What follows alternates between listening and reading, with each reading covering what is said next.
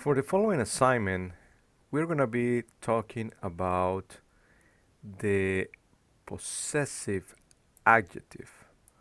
And this is kind of a new topic. And for that, I'm going to refer to our textbook. You might be looking at page 139 if you want to, or you can just follow this video. The possessive adjective express possession or describe relationship between people. In Spanish, possessive adjective precede the noun. They modify and must agree in number and in gender with that noun. So, as we have been always emphasizing, the first person, second person, third person, etc. When we express possession, that something is mine, so we use me. So there is a common say mi casa es su casa. Mi casa es su casa. So my house is your house. So this is kind of a common say in Spanish, and we're gonna be just remembering that me for everything that have to do with me. So if I want to say my book, I say mi libro. Now, same if it's in plural. If I say my books, I would say mis libros. Tu casa, tu mochila, tu reloj, tus libros. Now, su is when we use the third person. So this is for the first, second, and the third person in singular. And then we will be working with the other formats in in plural. So nuestra casa, if we want to say our house, or our school, nuestra escuela, because it's feminine.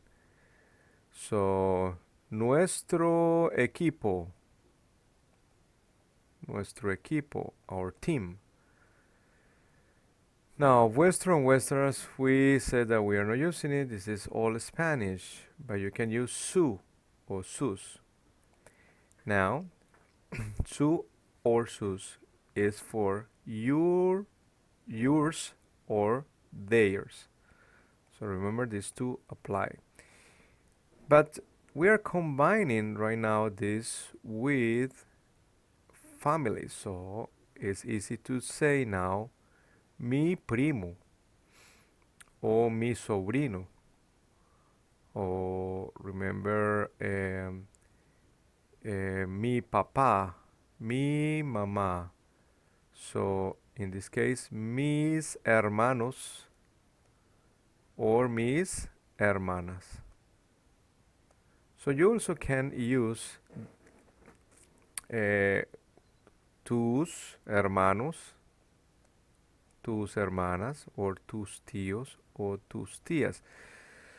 So what you will be doing in this assignment is pretty much that you're going to use the possessive. So refer to that page in the book, page 139, as a reference. And then you will see here.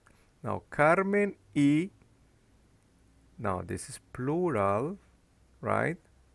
Plural. Amigas. Y, you could use, Carmen y sus amigas. Carmen y su amiga, because it's third person. Carmen y sus amigas, because it's plural, right? Two, yo y, because it's first person. What is the possessive of yo? Well, the possessive of yo, according to the book, as we see it here, that possessive is me. So in this case, yo y mi abuelo. So Don Tomás, third person and what? Don Tomás and we got here Don Tomás and third person. So I'm gonna write here for first person is me, for second person is tú. These are the possessive. Possessive. Double S. Possessive. Me too. And third person is su. Su casa. Tu casa. Mi carro. My car. Tu carro. Su carro. And here, su and su as well. For singular or plural. As we saw earlier, singular, plural, you still use su. Here we go. So, possessive. Don't forget that. So, you're going to be working on that and complete. Yo y my. El señor y la señora Ramos y their. Nosotros y nuestro. Now, I think here, yeah, I forgot to mention for we. Nosotros. We use nuestra. Oh, yeah, I mentioned that nuestra escuela, nuestro equipo. So that is for nosotros. So just keep that in mind because that's important as well. Now, mi familia en Puerto Rico. This is kind of a practice of the verb vivir, which vivir means to live. So we are going to be using the conjugation. So nosotros, we live in Puerto Rico. My grandparents live in Arrecibo. Mi hermano Hernán live. So make sure that when you're going to use the verb vivir, use it correctly. Super gigantic. So nosotros, what? Vivimos. And for the rest, mis abuelos, Hernán, third person, this is they. Hernán, third person. Yo, first person.